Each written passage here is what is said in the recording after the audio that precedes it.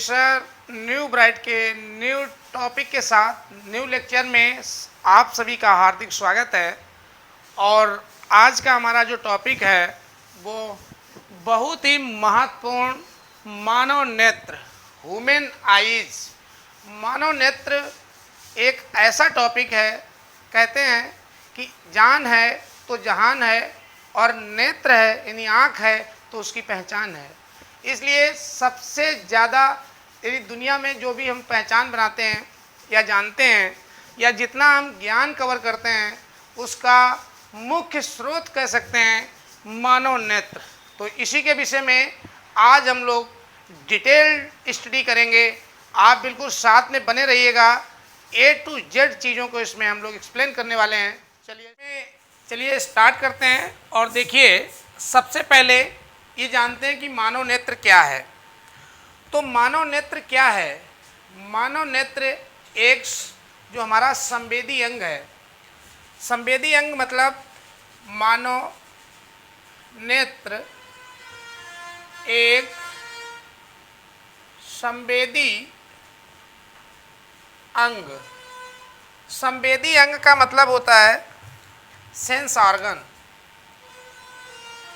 Sense organ. तो मानव नेत्र क्या है? एक संवेदी अंग है, एक सेंस ऑर्गन है, या इसको आप कह सकते हैं कि एक ज्ञानेंद्रिय है। सेंस ऑर्गन को हम लोग ज्ञानेंद्रिय भी बोलते हैं, ज्ञानेंद्रिय। तो एक ज्ञानेंद्रिय है, एक सेंस ऑर्गन है। हमारे मानव शरीर में कुल 5 ज्ञानेंद्रियां पाई जाती हैं। ज्ञानेंद्रियों का मतलब होता है बाहर एटमॉस्फेयर से ज्ञान प्राप्त करने वाले अंग। तो पूरे एटमॉस्फेयर में क्या हो रहा है, क्या नहीं हो रहा है, उसकी सूचनाएं देने वाले 5 अंग होते हैं जिन्हें संवेदी अंग और इंग्लिश में सेंस ऑर्गन के नाम से जाने जाते हैं। ये 5 सेंस ऑर्गन जो हैं कौन कौन से हैं? नंबर 1 इसमें आता है आपका नेत्र यानी कि आईज। दूसरा इसमें आ जाता है आपका, दूसरा इसमें आता है कान, क्योंकि आँखों से हम देख करके ज्ञान प्राप्त करते हैं, कान से हम सुनकर ज्ञान प्राप्त करते हैं। और नंबर 3 में जीभ आ जाती है, जिससे हम स्वाद लेते हैं। कैसा स्वाद है इसकी जानकारी जीभ से पता चलती है। और चौथे नंबर पे नाक आ जाती है, नोज। नोज से हम अपना कैसी बदबू आ रही है, खुशबू आ रही है, ये इसका पता लगाते हैं। और 5वें नंबर पे एक आता है त्वचा। त्वचा मतलब स्किन। तो स्किन जो है वो सबसे बड़ा संवेदी अंग है, सबसे बड़ा सेंस ऑर्गन है, सबसे बड़ा सेंस ऑर्गन। तो सबसे बड़ा सेंस ऑर्गन है, सबसे बड़ा संवेदी अंग पूछा जाता है तो त्वचा होती है। नाक, उसके बाद यहाँ से हम लोग ज्ञान प्राप्त करते हैं। यानी ज्ञानेंद्रियाँ कहने का मतलब यही है कि ये 5 अंग ऐसे पाए जाते हैं जहाँ से हम ज्ञान प्राप्त करते हैं। कौन सा ज्ञान? जरा सा सुन लीजिए। यहाँ से हम देखकर, और यहाँ से ईयर से हम लोग सुनकर ज्ञान को प्राप्त करते हैं, सुनकर। जीभ से हम लोग इसमें स्वाद लेते हैं यानी कि टेस्ट पता करते हैं कि कोई भी चीज़ जो है उसका स्वाद कैसा है। और नाक से हम लोग यहाँ पे दुर्गंध या खुशबू या बदबू का आभास करते हैं। तो सबका अपना अपना काम है। और त्वचा से जो चीज़ रह जाती है वो है ठंडा और गर्म। ठंडा और गर्म। तो ठंडे और गर्म का आभास जो है वो स्किन से होता है।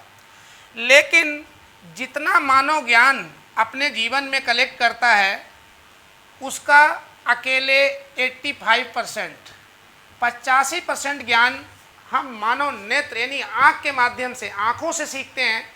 जितना ज्ञान हमारे पास टोटल ओवरऑल है, हमारे पास या सभी के पास जितना ज्ञान है, जानकारी है, उसमें 100 में से 85% नेत्र से ही प्राप्त किया जाता है।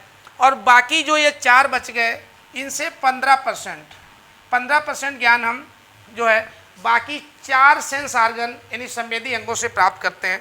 तो इसी से हम जान सकते हैं कि हमारा मानव नेत्र एक सबसे महत्वपूर्ण संवेदी अंग है। और यह मानव नेत्र यदि विज्ञान के परिप्रेक्ष्य में बताया जाए तो इसको विज्ञान के परिप्रेक्ष्य में देखिए तो ये विज्ञान यानी साइंस इसको जो परिभाषित करता है, तो साइंस के हिसाब से विज्ञान में जो है नेत्र एक स्वचालित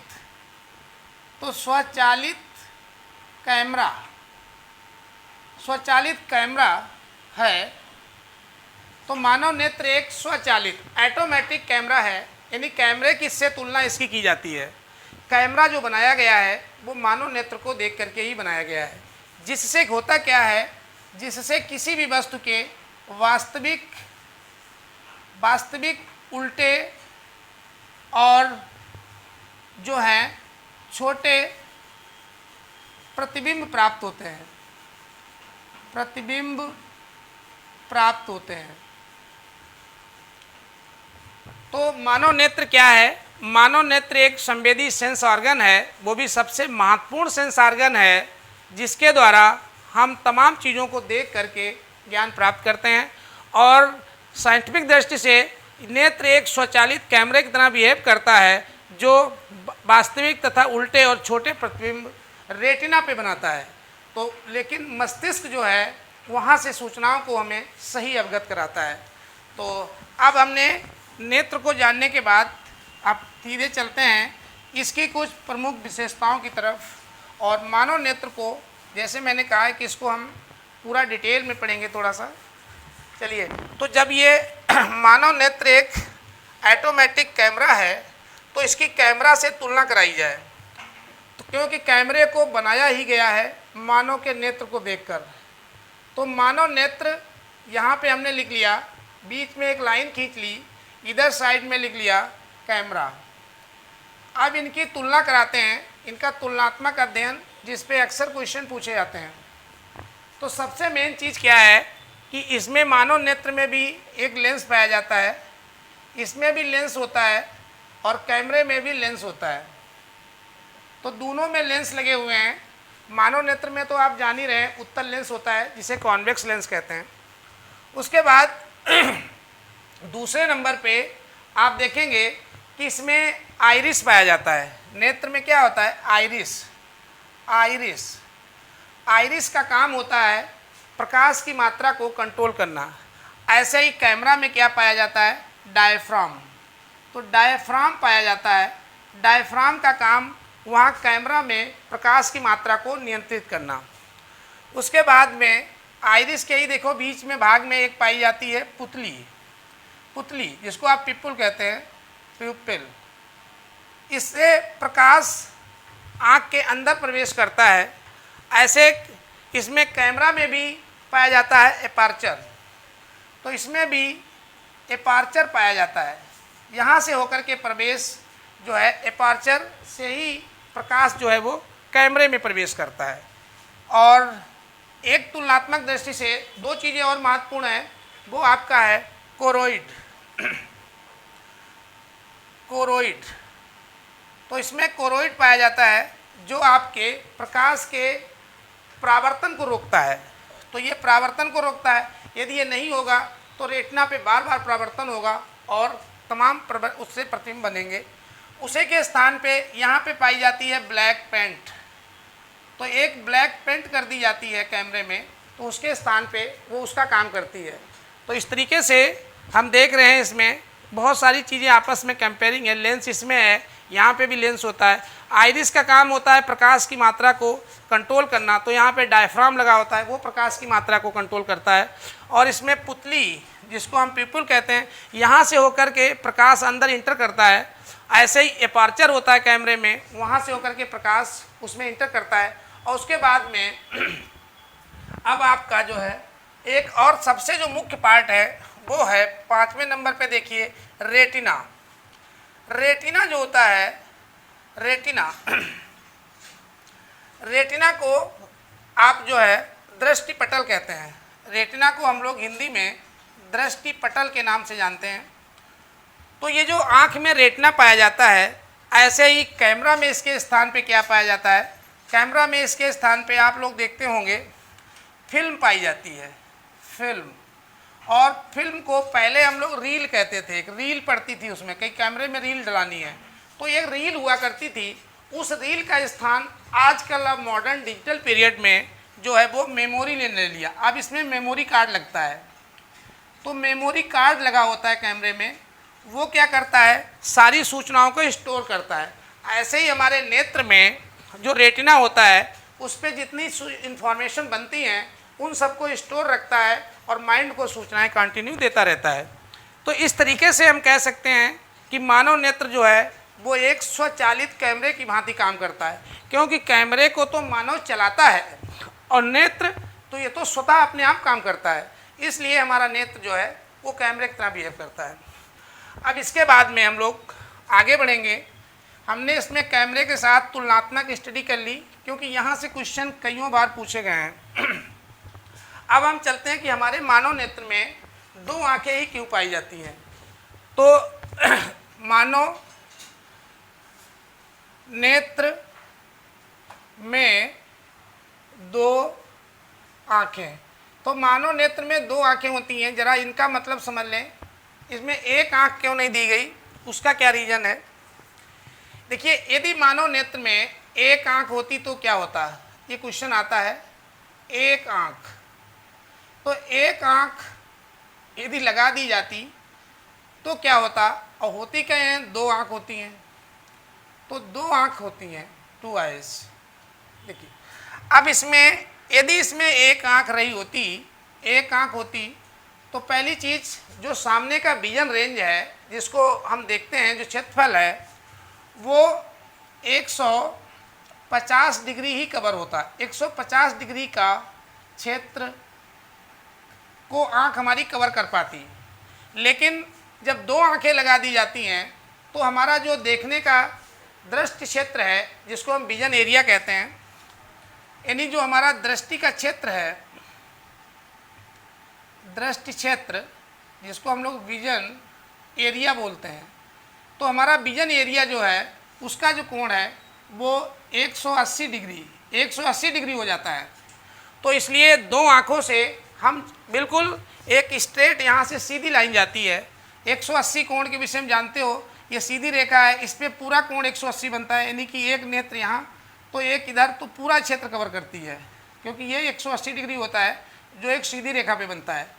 अब 180 से कम हो जाएगा, एक आंख लगाएंगे तो निश्चित रूप से वो ये इतना एरिया हट जाएगा, तो इतना रह जाएगा एक आंख के लिए जो 150 डिग्री होगा, और 180 में इतना और कवर होता है। यहाँ पे साथ में ये चीज़ भी है कि यदि एक ही नेत्र होता तो उसमें हमें हर चीज़ कैसी दिखाई पड़ती? सब चपटी चीज़ें दिखती हैं, ज़्यादातर चीज़ें हमें चपटी हुई मालूम पड़ती हैं, क्योंकि वो 2D आकृति को प्रदर्शित करेंगी। लेकिन दो आँख होने की वजह से 180 रेडियस कवर करने की वजह से हमें सब चीज़ 3D आकृति में दिखाई पड़ती है। 3D का मतलब लंबाई, चौड़ाई, ऊंचाई, हम तीनों चीज़ों को इसके माध्यम से देख पाते हैं। अब इसका एक सबसे बड़ा चीज़ और है कि आप देखेंगे शेर में क्या होता है? शेर हमसे ज़्यादा विजन रेंज कवर करता है, क्योंकि उसकी जो दृष्टि क्षेत्र है या उसका जो दृष्टि का कोण है वो 180 से अधिक होता है, 180 डिग्री से अधिक रहता है। तो जब 180 से अधिक रहेगा, मतलब हम लोग तो इतना ही कवर कर रहे थे, वो थोड़ा और कवर करता है ऐसे, इसलिए वो 180 से, यानी कि उसका क्षेत्र ये ज़्यादा हो जाता है, तो उसकी आंखें थोड़ी साइड में लगी होती हैं, तो वो ज़्यादा रेंज को कवर करता है। अब उसके बाद में चलते हैं नेत्र का जो आकार कैसा होता है। अब नेत्र आकार की बात करते हैं, तो 3rd नंबर पे हम लोग पता करते हैं। अब हमारी जो नेत्र होती है, नेत्र का आकार, तो नेत्र का आकार कैसा होता है? तो साइज, इसका size of eyes, size of eyes, size क्या, इसको आकार को शेप कहा जाता है, शेप ऑफ आइज। तो शेप ऑफ आइज, नेत्र का आकार, तो आप देखिए कि नेत्र का आकार जो है वो गोलाकार होता है। तो नेत्र कैसा होता है? गोलाकार होता है, गोलाकार, स्फेरिकल, स्फेरिकल शेप। तो स्फेरिकल शेप में पाया जाता है क्योंकि नेत्र बिल्कुल ऐसे गोल आकार में होता है, और जब जो चीज़ें गोल होती हैं उनका कोई न कोई व्यास होता है, तो जो सेंटर से लाइन जाती है ऐसे, इसको व्यास कहा जाता है। और जो नेत्र का व्यास होता है, नेत्र का जो व्यास होता है मानव में, मानव के लिए बताया जा रहा है, वो 3.2 सेंटीमीटर, यानी कि ये जो चौड़ाई है इसकी पूरी यहाँ से लगा कर के और यहाँ तक, ये 3.2 सेंटीमीटर के बराबर होती है। 1 मिनट, 2.3 के बराबर होती है, 2.3 सेंटीमीटर। तो ये 2.3 सेंटीमीटर के बराबर रहती है। तो मानव नेत्र का व्यास 2.3 सेंटीमीटर होता है, ये हम ध्यान रखेंगे। अब एक इसमें और सबसे बड़ी चीज़, उसको नोट में लिख लीजिए क्योंकि ये चीज़ कई बार परीक्षाओं में आई है। मानव नेत्र का जो साइज होता है वो बचपन से लेकर के मरने तक चेंज ही नहीं कभी होता है, नेवर चेंज। तो मानव नेत्र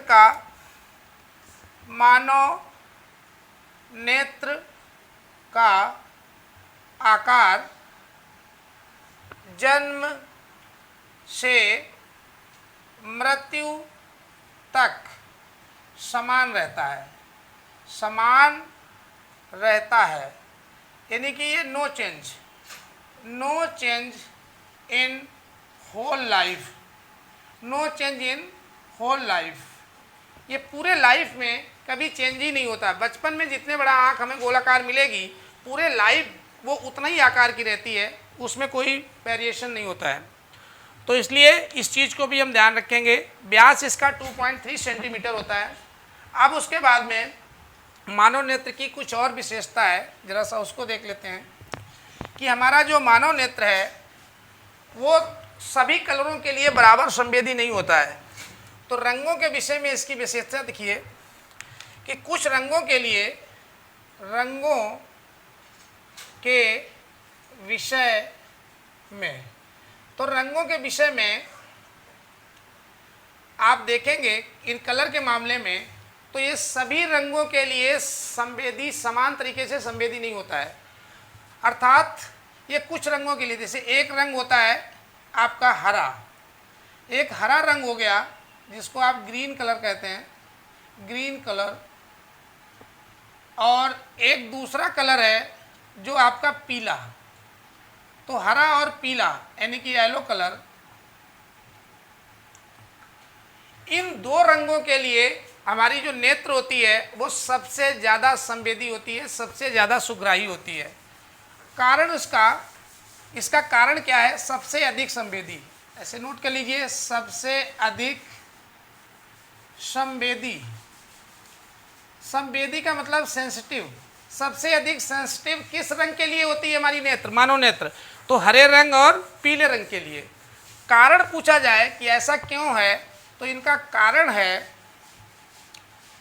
सबसे ज़्यादा इन दो रंगों के लिए होने का कारण जो है वो ये है कि इनकी जो तरंग दैर्घ्य है, तरंग दैर्घ्य वो 5500 एंगस्ट्रॉम, तो 5500 एंगस्ट्रॉम के लिए सबसे ज़्यादा संवेदी है। अब हम लोग इसमें देखते हैं कि जो हमारा प्रिज्म से जो स्पेक्ट्रम प्राप्त करते हैं, ऐसे ये हमारा प्रिज्म पे जब हम लोग कोई सफ़ेद प्रकाश डालते थे ऐसे, तो यहाँ से जब कोई सफ़ेद प्रकाश डालते थे तो ये 7 रंगों में टूटता है। इस चीज़ को हम लोगों ने पहले अध्ययन कर लिया है। तो उसको कैसे देखिए, जब ये 7 कलर में टूटता है तो सबसे नीचे जाता है वायलेट और सबसे ऊपर जाता है रेड। उसके बाद में इसमें और तमाम स्पेक्ट्रम पाए जाते हैं, 7 टोटल होते हैं।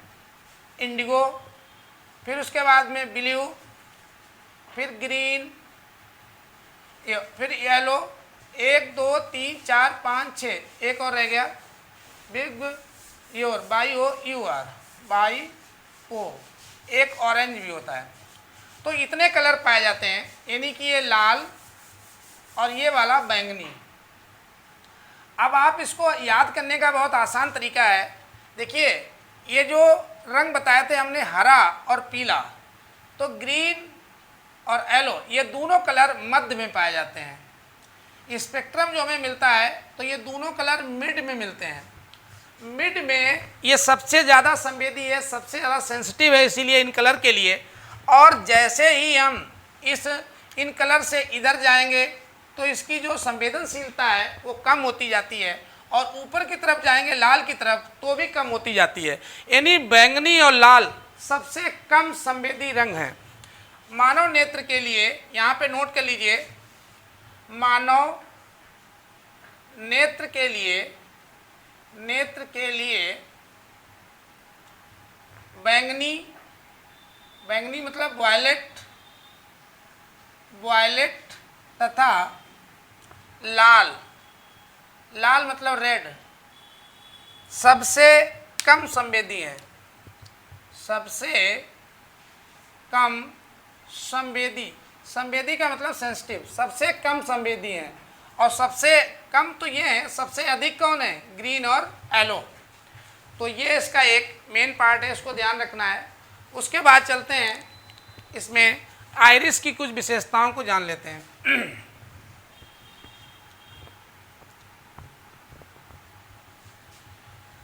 देखिए, मानव नेत्र में एक आइरिस पाया जाता है, तो हम लोग यहाँ पे आइरिस के विषय में समझते हैं। आइरिस क्या होता है? आइरिस पहली बात एक पर्दा है अपारदर्शी। तो अपारदर्शी एक पर्दा है, स्क्रीन है, मतलब ट्रांसल्यूसेंट स्क्रीन होती है। अब इसका काम क्या होता है? इसका काम होता है प्रकाश की मात्रा को कंट्रोल करना। लेकिन एक विशेषता सीखिए कि आइरिस जो होता है, इसी में इसका काम जो प्रकाश की मात्रा को कंट्रोल करना है। जानवरों की जो आइरिस होती है, सारे जानवर तो नहीं, कुछ जानवरों में, अधिकतर कुत्ता बिल्ली जैसे हो गया, तो जानवरों में आइरिस में क्या पाया जाता है आपको मालूम होना चाहिए। तो इसमें टिप्टम लूसिडम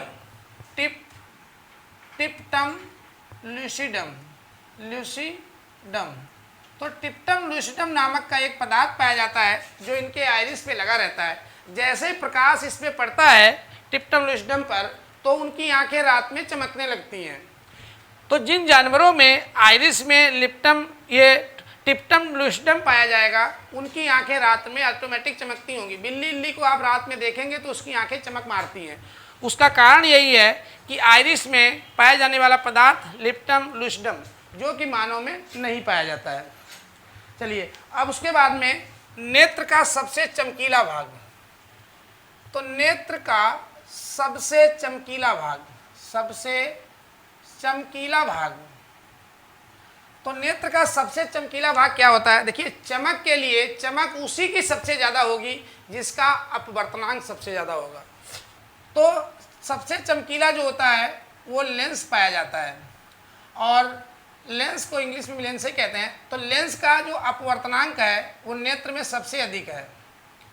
इसका अपवर्तनांक जो है वो सबसे अधिक है, सबसे अधिक। तो जिसका अपवर्तनांक जितना ज़्यादा होगा वो चीज़ उतनी ज़्यादा चमकेगी, क्योंकि लेंस में जो लगा होता है, इसका अपवर्तनांक जो होता है वो 1.5 होता है, इससे भी थोड़ा सा ज़्यादा ही रहता है, इसीलिए ये सबसे ज़्यादा चमकता है। डायमंड देखिए, उससे भी ज़्यादा चमकता है, क्योंकि डायमंड का अपवर्तनांक जो हीरा होता है, तो हीरा सबसे ज़्यादा चमकता है। उसका कारण उसका अपवर्तनांक है, क्योंकि उसका 2.42 सबसे अधिक अपवर्तनांक हीरे का होता है, इसलिए उसकी चमक सबसे ज़्यादा होती है। तो चलिए, ये सबसे चमकीला भाग हो गया। अब उसके बाद में हम लोग एक चीज़ और जान लेते हैं, इसके रेटिना की भी कुछ विशेष विशेषताएं। तो रेटिना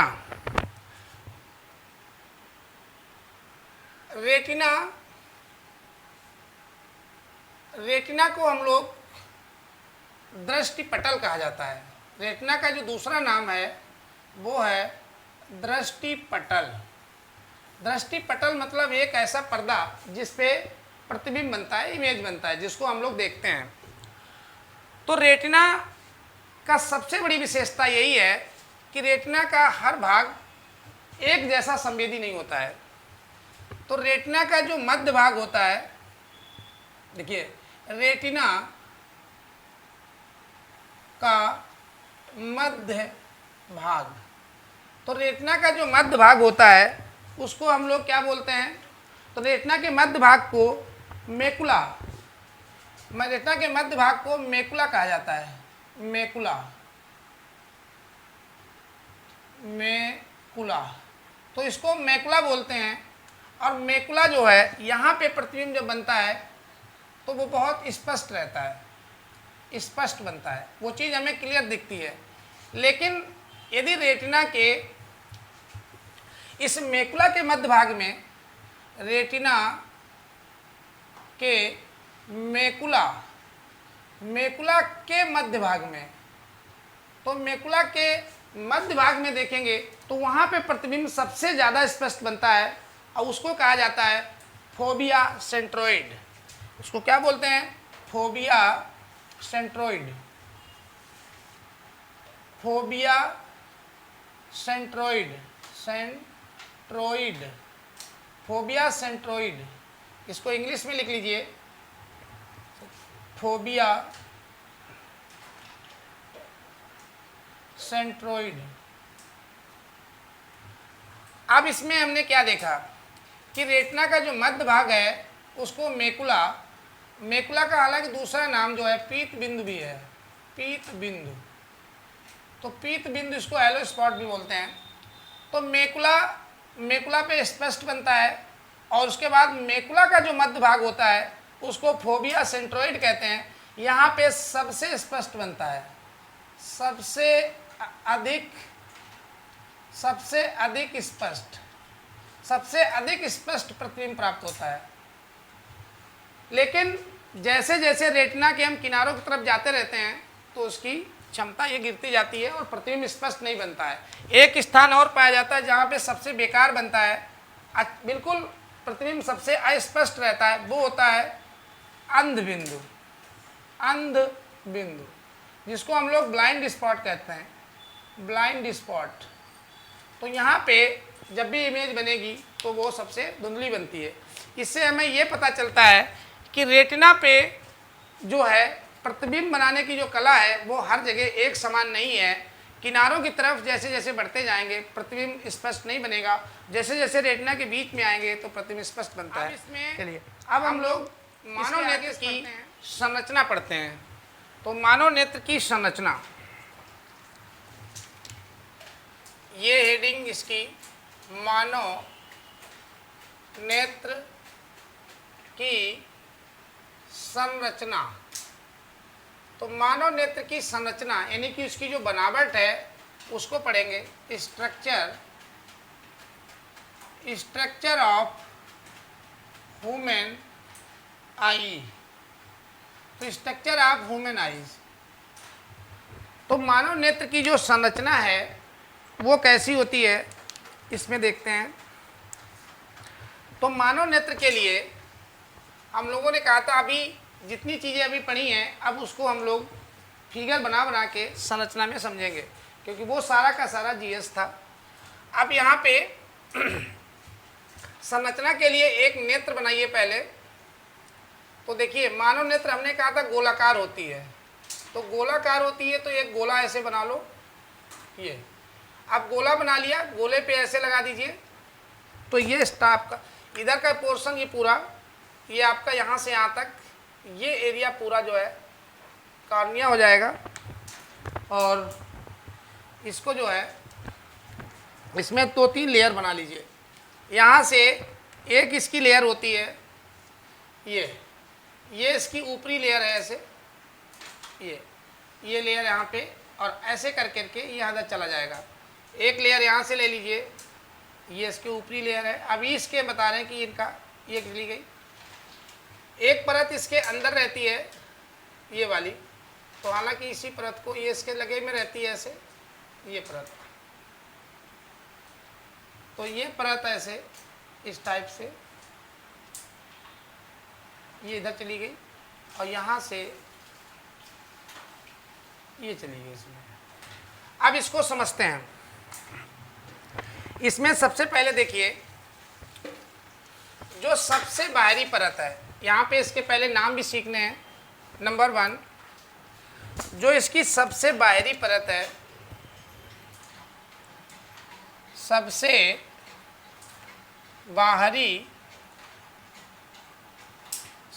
बाहरी परत जो एक्सटर्नल लेयर होती है, ये वाली, तो इसको जो है हम लोग दृढ़ पटल बोलते हैं। क्या कहते हैं इसको? दृढ़ पटल। तो ये दृढ़ पटल कही जाती है। तो सबसे बाहरी परत जो होती है दृढ़ पटल के नाम से जानी जाती है। तो दृढ़ पटल, और दृढ़ पटल की इंग्लिश होती है स्क्लेरोटिक। ये तो सबसे बाहरी परत इसकी दृढ़ पटल है। अब इसकी क्या विशेषता है, इसका काम क्या है, जरा सा इसको देखिए। तो यदि इसकी स्थिति देखें, दृढ़ पटल की स्थिति, तो सबसे बाहरी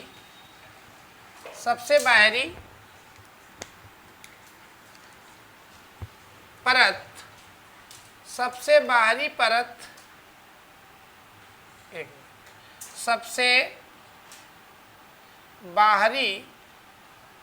परत, तो सबसे बाहरी परत होती है, तो ये नेत्र की सबसे बाहरी परत है। दूसरी चीज, दूसरा पॉइंट इसका, ये सफ़ेद रंग की होती है, सफ़ेद रंग की। और सफ़ेद रंग होने का कारण इसमें जो है कोई भी ब्लड सेल्स नहीं पाई, यानी ब्लड कैपिलरी नहीं पाई जाती हैं, इसलिए इसमें रक्त की सप्लाई नहीं होती, इसलिए सफ़ेद दिखती है। और तीसरी कंडीशन, ये अपारदर्शी होती है। अपारदर्शी मतलब ये मतलब ये आपकी ओपेक होती है, ओपेक।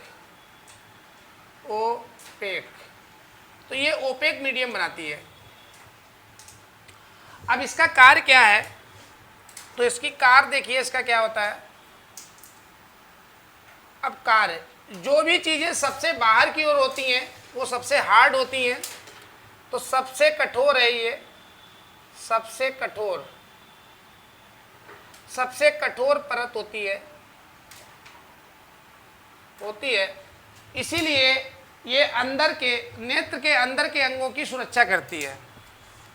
तो नेत्र के अंदर के भागों की सुरक्षा, तो सेफ्टी करने का इसका काम है, नेत्र के अंदर के भागों की सुरक्षा करती है। तो ये इसका मुख्य कार्य है। तो सबसे बाहरी परत इसकी क्या है, स्क्लेरोटिक है। उसके बाद में इसकी जो ये अंदर की परत है, एक और ये परत पाई जा रही है नेत्र के अंदर, तो सबसे बाहर से अंदर वाली का, इसको कहते हैं रक्तक पटल। तो नंबर 1 तो इसी का था। नंबर 2 पे है रक्तक पटल। तो रक्तक पटल की जो इंग्लिश होती है वो होती है आपकी कोरोइड रक्तक पटल। अब रक्तक पटल की विशेषता आपको हम यहाँ पे बता रहे हैं। तो ये ऊपर से, यानी जो दृढ़ पटल के अंदर वाली पटल,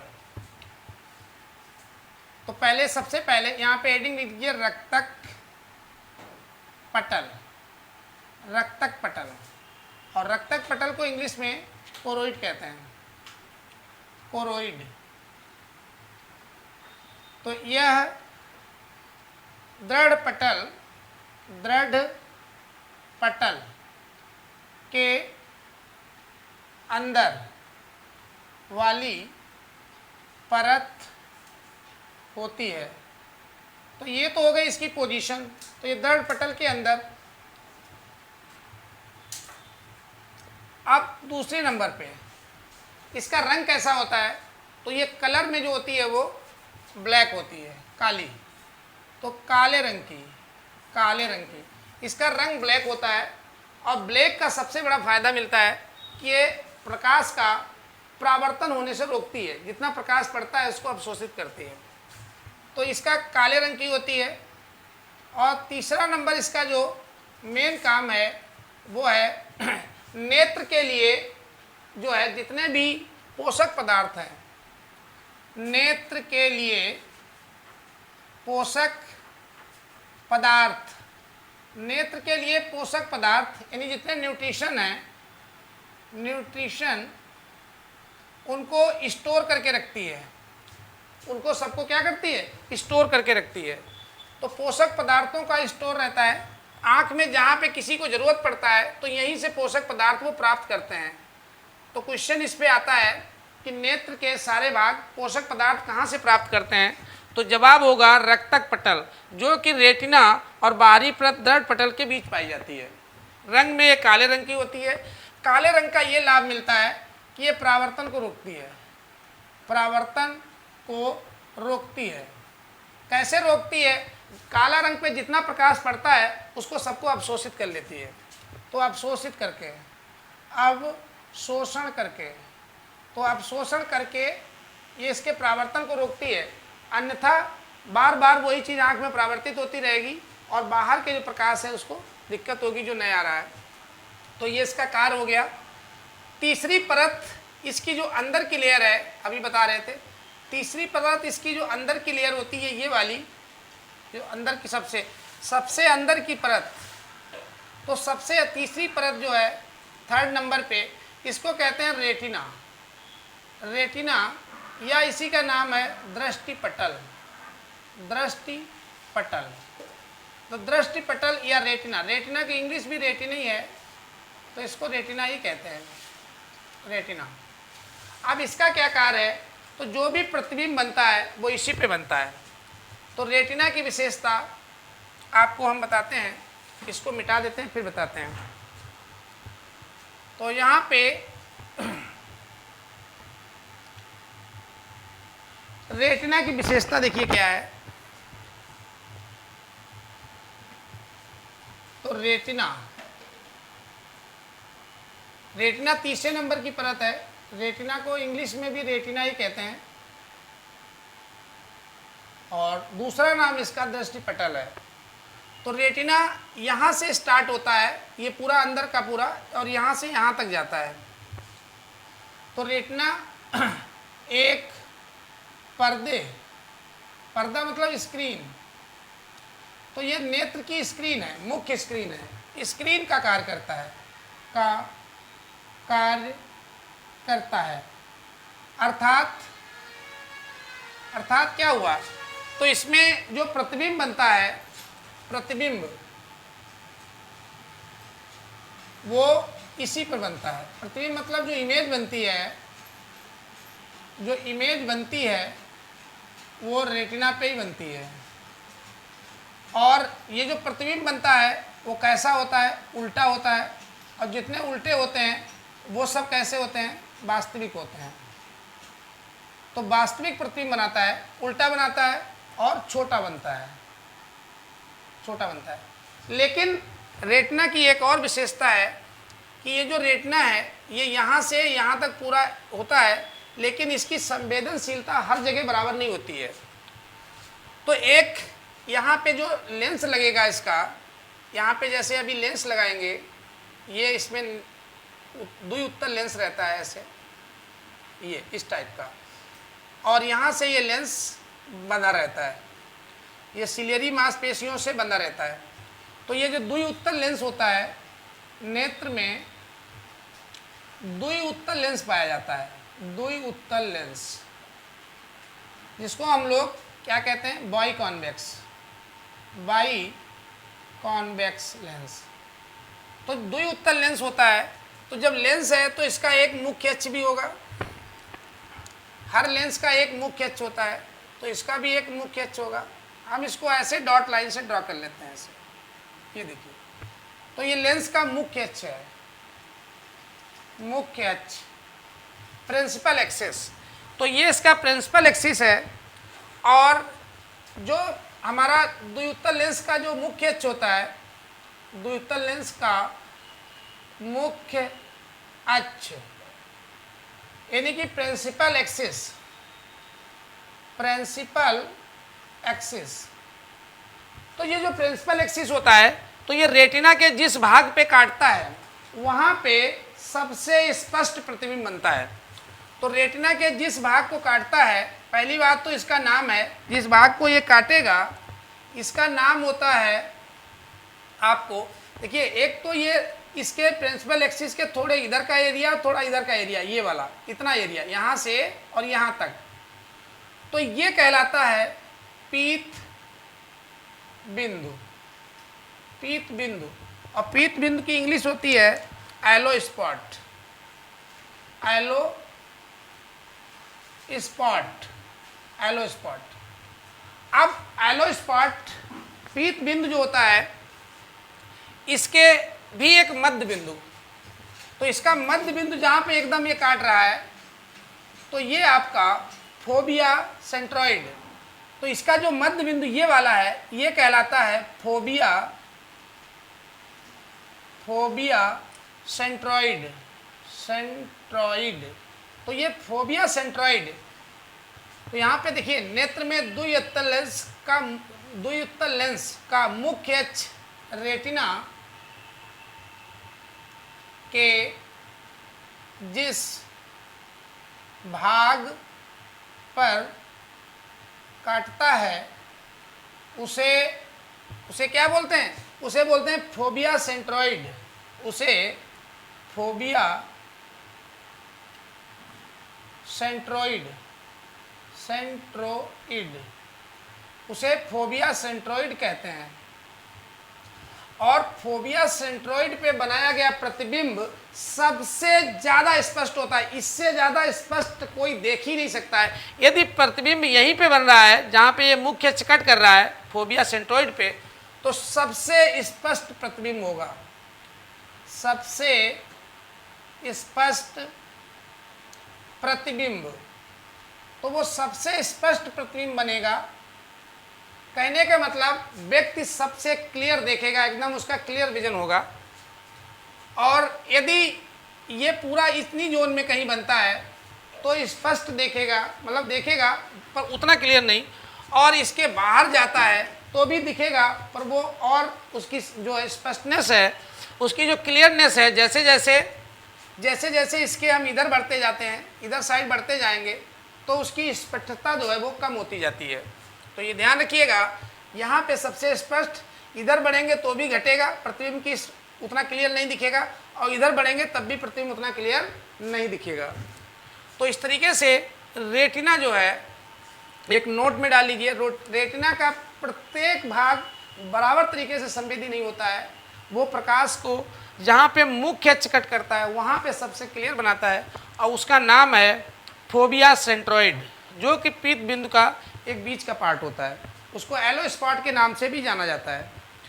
अब उसके बाद में हम लोग आगे बढ़ते हैं, और अब इसके पीछों की तीनों परतें हमने पढ़ ली। दृढ़ पटल पढ़ लिया, रक्तक पटल कोरोइड पढ़ लिया, रेटिना यानी दृष्टि पटल उसको पढ़ लिया, और उसकी विशेषताओं को भी जान लिया।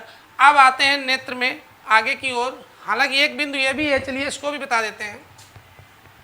अब रेटिना पे एक बिंदु और पाया जाता है जो अक्सर बहुत पूछा जाता है। यहाँ से देखिए, ये स्पॉट है जहाँ से ये तमाम नसें दिमाग को जाती हैं, मस्तिष्क यानी ब्रेन को जाती हैं। यहाँ पे ब्रेन में पहुँचती हैं ये नसें, जहाँ से होकर के ये प्रकाशिक नसें हैं, प्रकाशिक नर्व्स। तो यहाँ पे ये प्रकाशिक नर्व्स हैं, प्रकाशिक नर्व्स। तो ये प्रकाशिक नर्व्स हैं, ऑप्टिक नर्व्स बोला जाता है इनको। तो यहाँ पे जहाँ पे जाती हैं इसको कहते हैं, इस वाले स्थान को कहते हैं अंध बिंदु। अंध बिंदु, और अंध बिंदु की इंग्लिश होती है blind spot. Blind spot, blind spot. अब जब प्रतिबिंब कभी यहाँ पे बनने लगा ब्लाइंड स्पॉट पे, अंध बिंदु पे, तो वो वहाँ पे बिल्कुल सबसे घटिया दिखेगा, सबसे बेकार दिखेगा। तो एक बिंदु पाया जाता है अंध बिंदु, इसीलिए इसको अंध बिंदु कहते हैं। अंध बिंदु मतलब ब्लाइंड स्पॉट।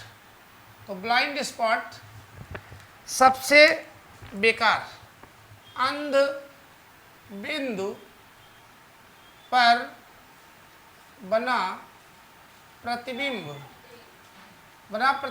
सबसे कम स्पष्ट दिखता है। अब पूछा जाए कि रेटिना पे सबसे बेकार कहाँ पे प्रतिबिंब बनता है, जो बिल्कुल दिखता ही नहीं सही से, बिल्कुल अंधेरा छा जाता है, अंध मतलब ब्लाइंड हो जाता है, तो वो ब्लाइंड स्पॉट है। और ब्लाइंड स्पॉट कहाँ है? जहाँ से सारी प्रकाशिक नर्व्स होके जाती हैं। और प्रकाशिक नर्व्स कितनी हैं? तो प्रकाशिक जो नर्व्स होती हैं वो 2 होती हैं। अब यहाँ पे ये भी क्वेश्चन आए तो बताइएगा, जो प्रकाशिक नसें हैं वो 2 हैं। कौन कौन सी? इनको ऑप्टिकल नर्व्स बोलते हैं। ऑप्टिकल नर्व्स, ऑप्टिकल नर्व्स, ये देखिए ऑप्टिकल नर्व्स की संख्या कितनी होती है? 2 होती है। एक है जिनको हम लोग बेलनाकार सेल कहते हैं, बेलनाकार, यानी कि ये रॉड सेल, एक रॉड सेल होती हैं, और दूसरी जो होती हैं वो कोन सेल होती हैं, कोन सेल।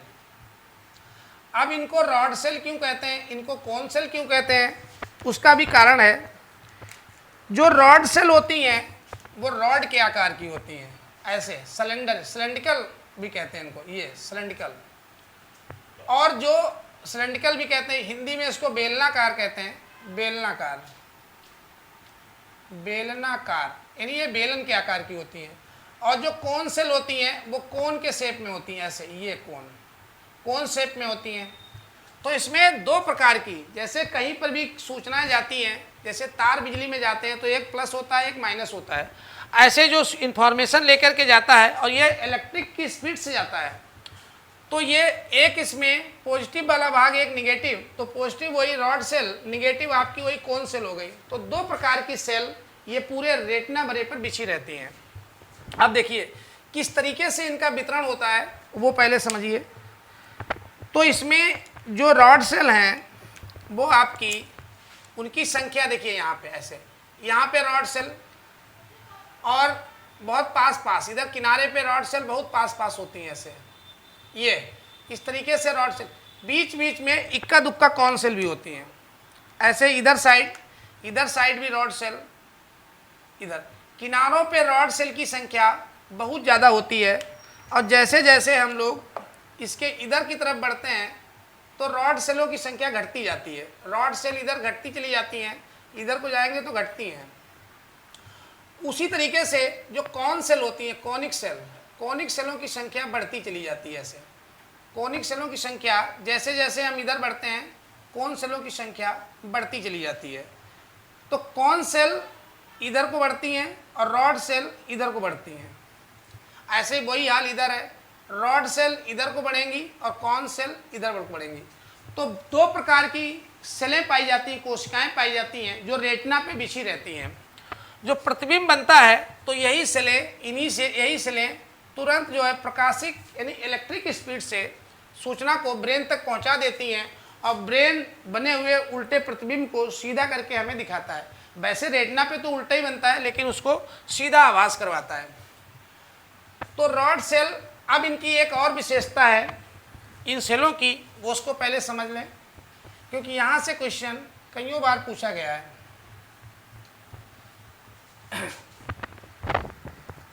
तो ये रॉड सेल और कोन सेल, तो रेटिना पे 2 प्रकार की सेलें पाई जाती हैं। रेटिना पर 2 प्रकार की सेलें पाई जाती हैं, एक आपकी रॉड सेल और दूसरी होती है कोन सेल। अब ये कोन के आकार की होती है, इसलिए इसको कोन सेल कहते हैं।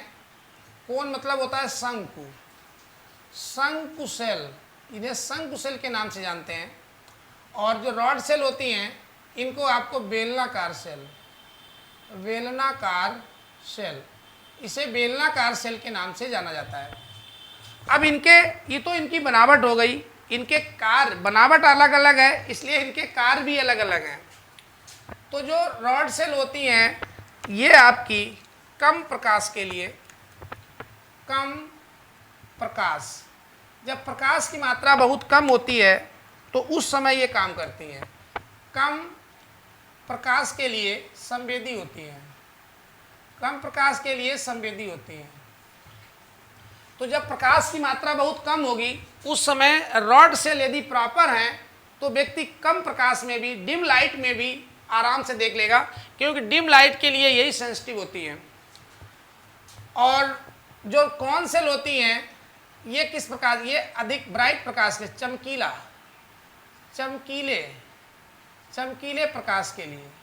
प्रकाश के लिए तो ये चमकीले प्रकाश के लिए सेंसिटिव होती है। जब बहुत ज़्यादा एकदम से कोई ट्रक की लाइट हमारे आंख पे पड़ती है या कोई टार्च एकदम से लगा दे, उस समय भी हम लोग चीज़ों को देख पाते हैं तो केवल कौन सेल की मदद से देख पाते हैं, क्योंकि कौन सेल की बनावट ही ऐसी होती है। ऐसे अब इसमें जैसे प्रकाश पड़ा, आधा इधर चला जाता है, आधा इधर चला जाता है, और व्यक्ति आपको चीज़ों को, सामने वाले को स्पष्ट देख लेता है। तो ये ब्राइटनेस यानी बहुत ब्राइट लाइट के लिए कौन सेल और डिम लाइट के लिए जो है रॉड सेल।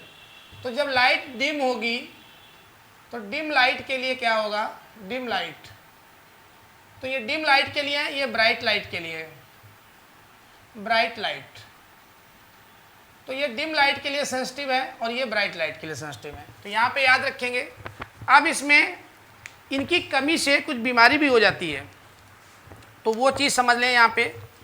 यदि रॉड सेल किसी व्यक्ति में कम है तो रॉड सेलों की कमी है, रॉड सेलों की कमी है, तो रॉड सेल कम हो जाएंगी।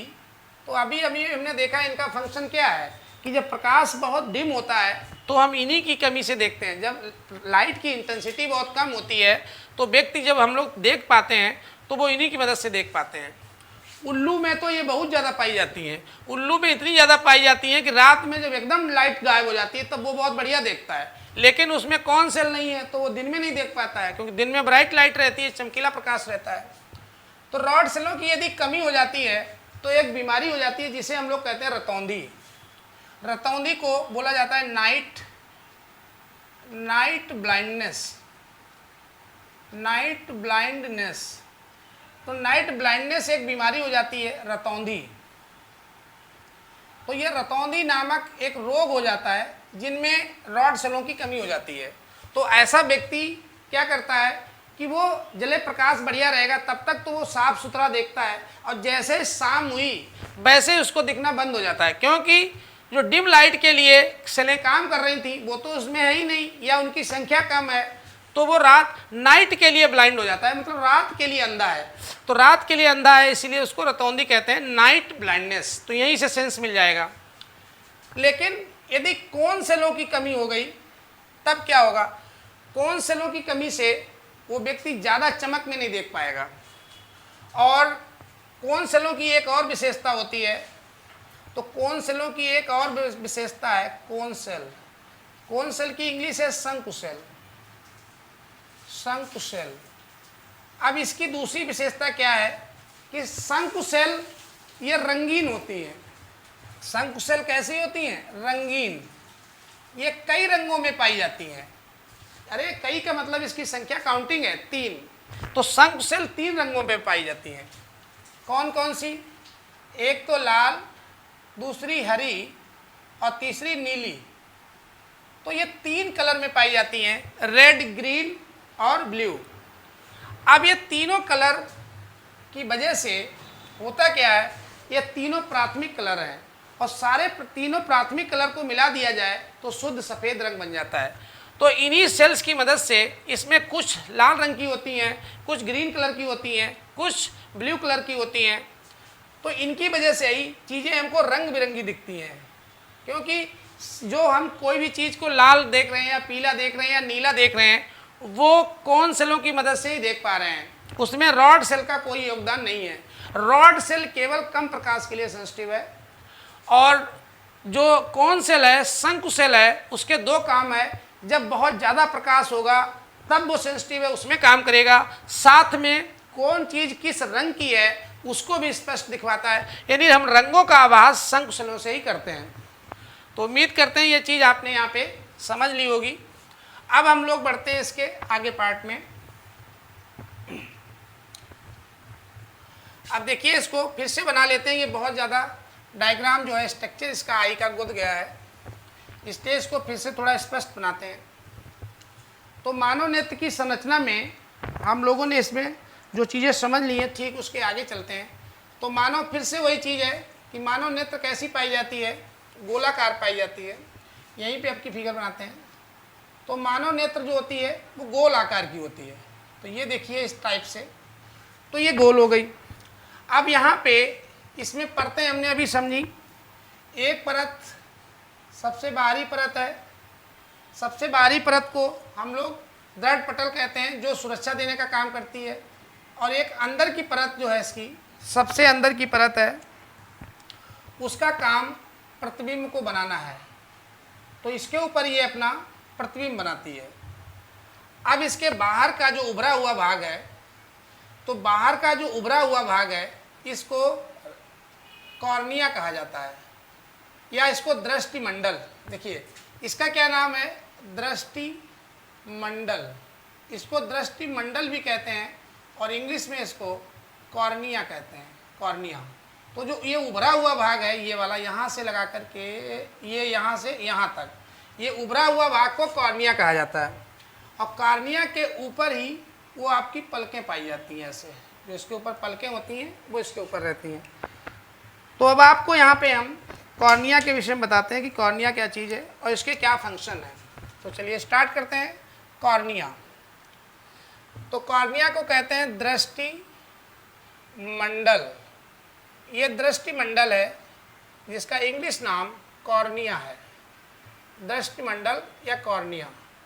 अब इसमें देखिए सबसे पहले इसकी स्थिति लिखते हैं, पोजीशन। तो इसकी पोजीशन कहाँ पे है, पोजीशन मतलब इसकी स्थिति। तो कॉर्निया को ये आँख के सबसे आगे का उभरा हुआ भाग, तो नेत्र के आगे का सबसे उभरा हुआ भाग, तो आगे का सबसे उभरा हुआ भाग कॉर्निया कहलाता है। तो ये सबसे उभरे हुए भाग को कॉर्निया कहते हैं। और ये पूरे गोले का, ये वो क्वेश्चन आया है, पूरे गोले का यह संपूर्ण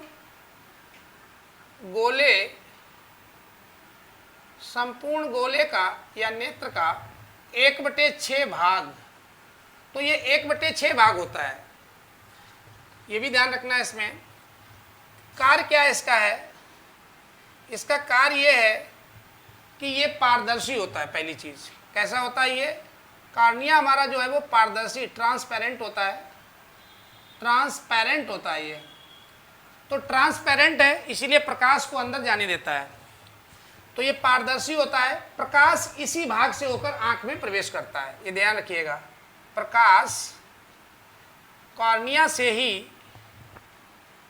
प्रकाश कॉर्निया से ही नेत्र में प्रवेश करता है, तो ये प्रकाश जो है वो यहीं से अंदर इंटर करता है। अब जब हमारा कॉर्निया कभी इन्फेक्टेड हो जाता है, इसमें कोई चोट लग जाए या कोई इन्फेक्शन हो जाए, तो ये लाल हो जाता है। तो इसको नोट में लिख लीजिए, कॉर्निया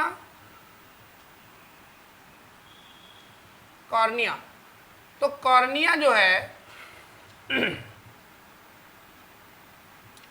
कॉर्निया में इन्फेक्शन,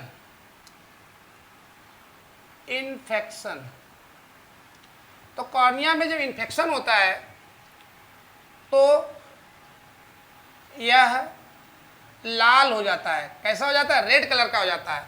तो ये लाल हो जाता है, और जब कॉर्निया हमारा लाल हो जाता है तो उसी को एंजेक्टिवा कहा जाता है। ये बीमारी है एंजेक्टिवा। तो एक बीमारी हो जाती है, तो बीमारी का नाम याद रखिएगा, इंजेक्टिवा।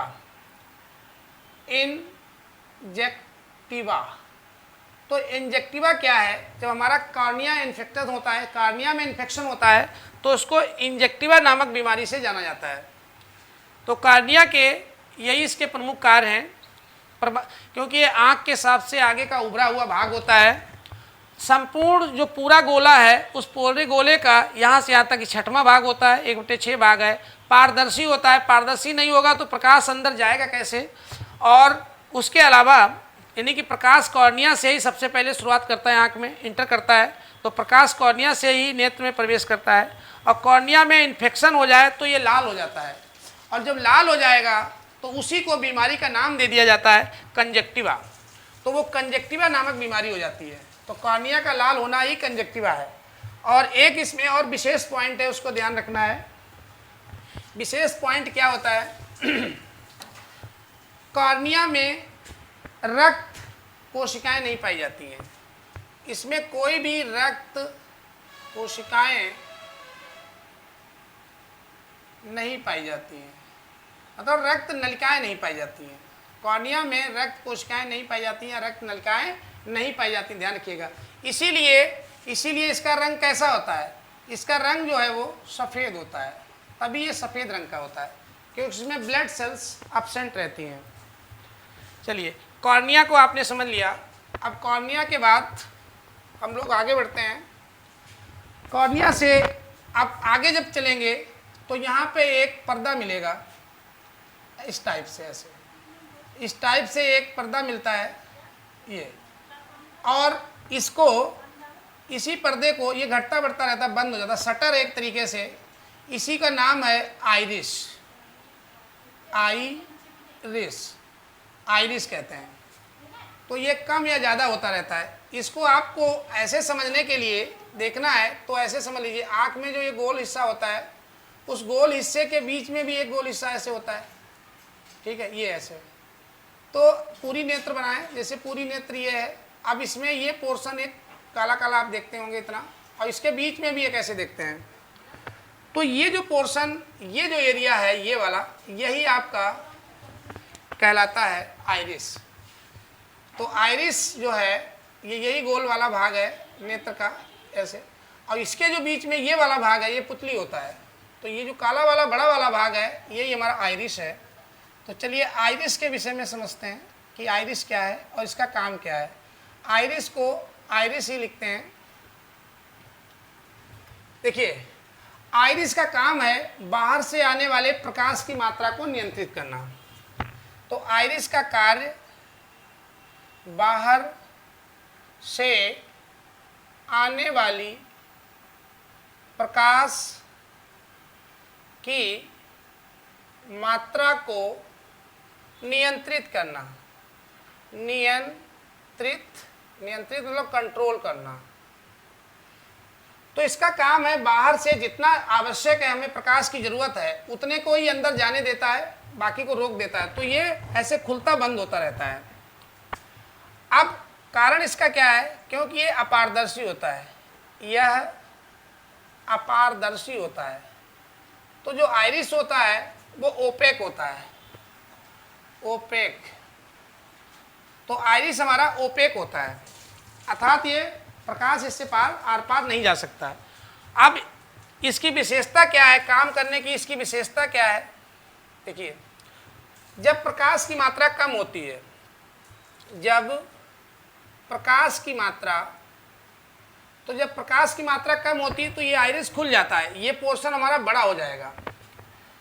तो आइरिस जो है ऐसे बाहर की ओर खुल जाता है, तो आइरिस बड़ा हो जाता है, आइरिस बड़ा हो जाता है। और जब प्रकाश की मात्रा अधिक होगी, जब प्रकाश की मात्रा कम होती है, जो कम हुई तो आइरिस बड़ा हो गया, खुल गया पूरा। और जब अधिक होती है, यदि प्रकाश की मात्रा अधिक है, ज़्यादा प्रकाश है, तो ये बंद हो जाता है, यानी ये सिकुड़ के छोटा हो जाता है, बाहर से ऐसे छोटा हो जाएगा। तो अधिक मात्रा में आइरिस कैसा हो जाता है? आइरिस, तो आइरिस छोटा हो जाता है, सिकुड़ करके छोटा हो जाता है। तो इसका फंक्शन है प्रकाश को कंट्रोल करना। जैसे ज़्यादा प्रकाश आया तो ये शटर बंद हो जाता है, और कम प्रकाश आया तो खुल जाता है। तो जब शाम का टाइम होता है, शाम के टाइम पे आप देखेंगे तो आइरिस बड़ा दिखेगा, या अंधेरे में आइरिस का साइज बड़ा दिखेगा। ये वाला जो साइज होता है ये आपको बड़ा दिखेगा, और जब जहाँ पे तेज प्रकाश होगा वहाँ पे ये छोटा हो जाता है।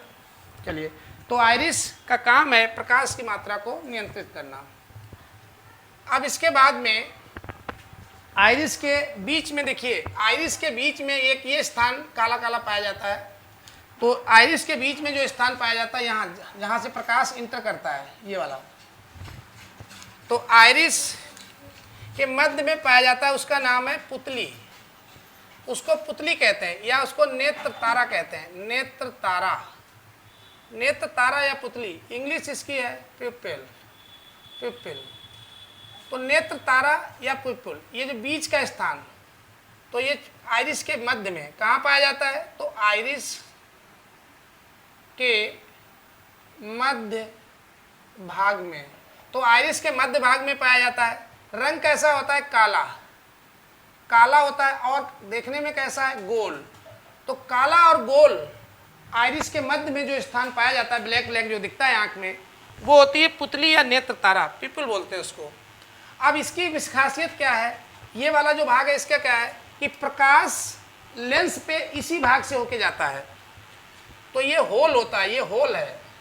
तो प्रकाश लेंस पर इसी भाग से होकर पहुंचता है।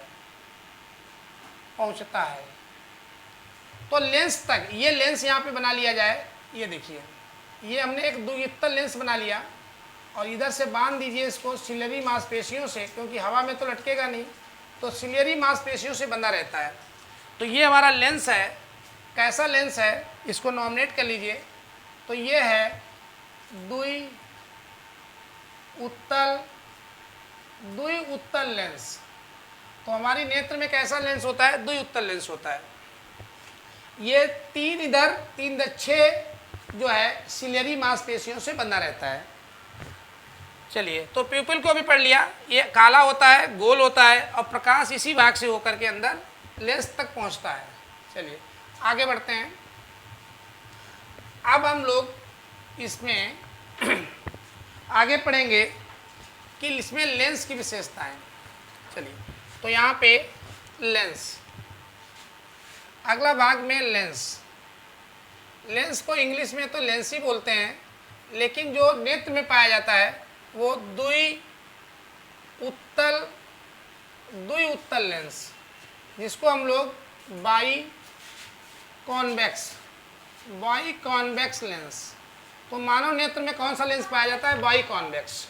ठीक, द्विउत्तल लेंस होता है। अब इसकी विशेषता का, ये काहे का बना होता है? तो नोट करते जाइए इसको। यह पारदर्शी ऊतकों से बना होता है। पारदर्शी ऊतक मतलब ट्रांसपेरेंट टिश्यू।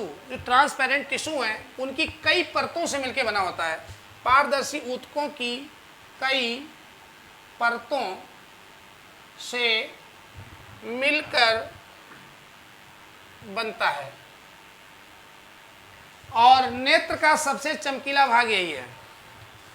नेत्र का सबसे चमकीला भाग, नेत्र का सबसे चमकीला भाग लेंस ही होता है। अब इसमें जो कई सारी परतें लगती हैं, तो आगे से जैसे हम इधर को जाएंगे तो इसमें लगातार उनका अपवर्तनांक बढ़ता जाता है। तो यहाँ पे अपवर्तनांक सबसे कम, अंदर वालियों का अपवर्तनांक सबसे ज़्यादा।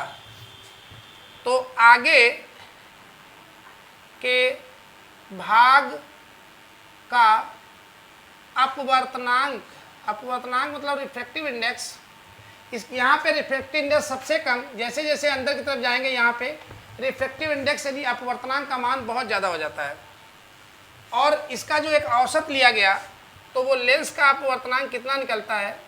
लेंस का औसत अपवर्तनांक, तो इसका औसत अपवर्तनांक मतलब जो एवरेज रिफ्रैक्टिव इंडेक्स है वो 1.44, ये कई बार पूछा गया होता है, जिसमें आगे का कम रहता है लेकिन यहाँ का 1.5 से भी ज़्यादा होता है।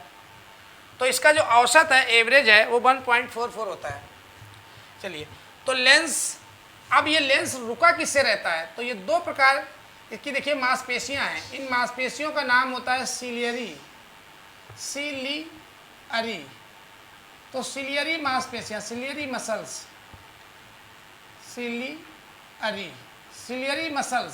तो ये सिलियरी मसल्स पे टिका रहता है और सिलियरी मसल्स की संख्या 6 होती है, 3 इधर 3 इधर।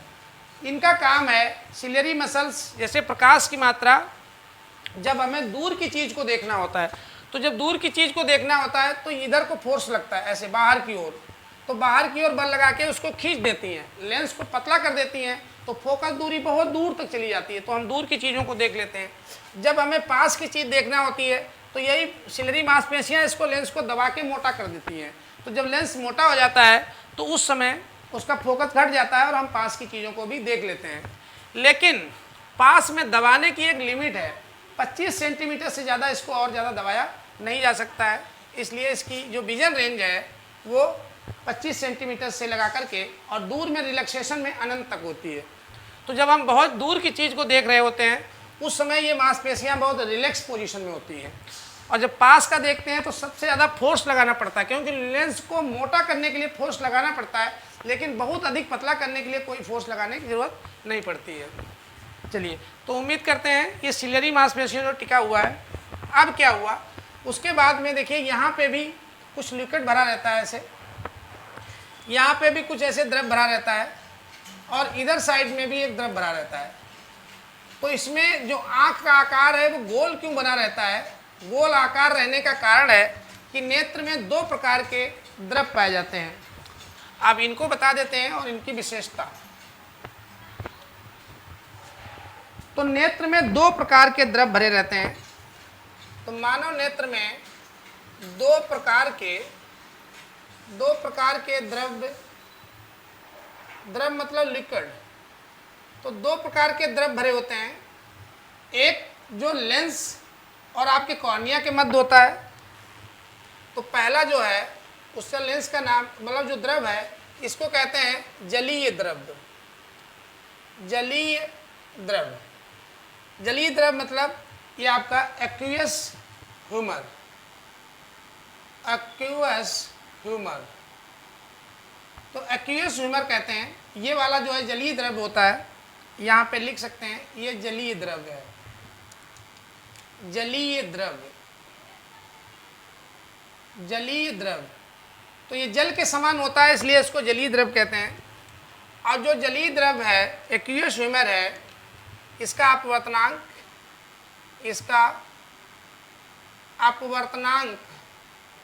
1.336 ये इतना होता है, जो कि लगभग जल के समान है। और एक बाहर की ओर ये द्रव भरा रहता है। तो अब 1 मिनट रुक जाइए, देखिए ये तो ये लिक्विड हो गया।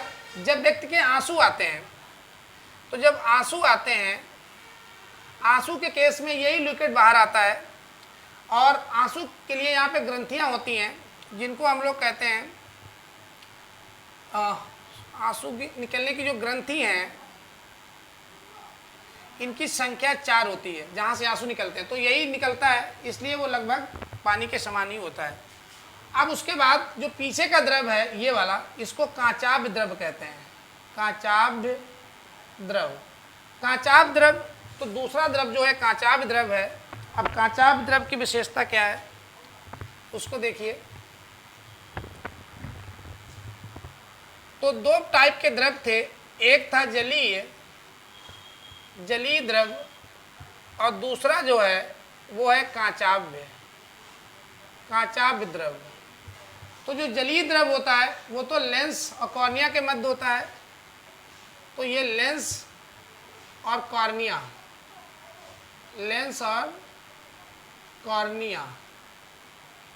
और कॉर्निया के मध्य रहता है, के मध्य। और जो कांचाभ द्रव है वो देखिए रेटिना है और ये लेंस है। तो कांचाभ द्रव रेटिना और लेंस के मध्य होता है। तो लेंस के इधर साइड भी लिक्विड है, उधर साइड भी लिक्विड है, क्योंकि लेंस सबसे महंगा आइटम है, उसको हमें बचा के रखना है, रेटिना को भी बचा के रखना है, इसलिए इनको भर दिया जाता है। और ये अपवर्तन में लेंस की सहायता करते हैं। दोनों लिक्विड जो है लेंस के अपवर्तन में सहायता करते हैं। और इसका एक कार्य और है कांचाभ द्रव का, इसके कारण से ये चूंकि अंदर भरा हुआ है तो आँख का आकार गोलाकार रहती है। तो गोलाकार, जो गोल आकार मेंटेन रहता है वो इसी की वजह से रहता है। जब कभी इसमें कोई कील घुस जाती है तो ये कांचाभ द्रव बाहर निकल जाता है, तो उस समय आँख का साइज, आँख ऐसे बैठ जाती है और एक आँख एकदम छोटी दिखती है। तो कांचा विद्रव को बाहर होने से आँख का साइज गोल नहीं रह जाता है, वो बिल्कुल बैठ जाती है।